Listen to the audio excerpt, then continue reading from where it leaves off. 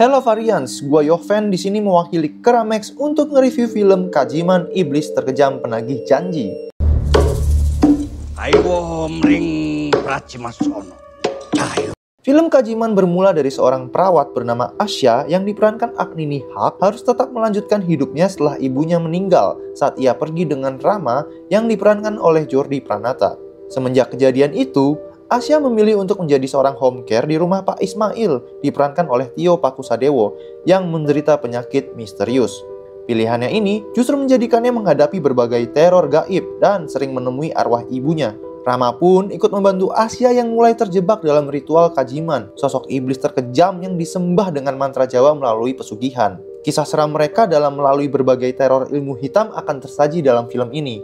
Ngomongin soal penilaian filmnya, opini gue bisa dimulai dari pembawaan cerita dalam film Kajiman sebagai film horor, terjaga konsistensinya dari awal hingga akhir. Bagaimana suasana mencekam di sepanjang filmnya seakan tidak memberi ruang bernapas untuk penonton menghadapi kejutan terornya. Komponen teknis baik dari segi teknik pengambilan maupun scoringnya dalam film ini juga mendukung suasana horor yang semakin membuat dak-dik-duk dengan adegan-adegan seramnya. Penggunaan CGI ya juga tidak lebay lah untuk sosok iblisnya. Tampilan visual yang meskipun gelap masih bisa terlihat jelas juga. Itu menjadi aspek yang lebih loh. Ya biasanya kan film Indonesia sengaja nutupin kelemahan visualnya dengan tone gelap, tapi untungnya tidak terjadi dalam film ini. Lalu rasa ingin menebak-nebak apa yang sedang terjadi itu juga terlihat di film ini, membuat penonton ingin membuktikan apakah dugaannya benar atau salah. Semacam ya plot twist gitu deh, menjadikan film Kajiman interaktif dalam pengembangan ceritanya.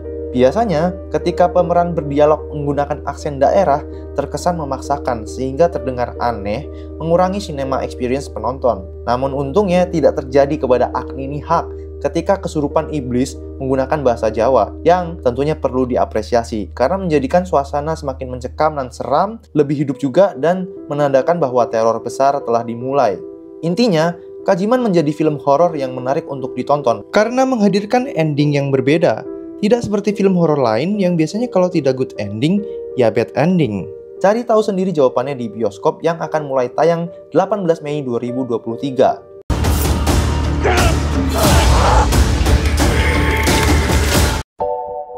Semoga review tadi bisa ngebantu dan menambah pilihan rekomendasi film horor Indonesia untuk kalian di weekend ini, atau mungkin ya spend time sendiri atau ya sama pacar, gebetan, dan ya nggak tau lah sama siapapun untuk nonton di bioskop. And now it's time for me, Yoven, to sign out and see you next time.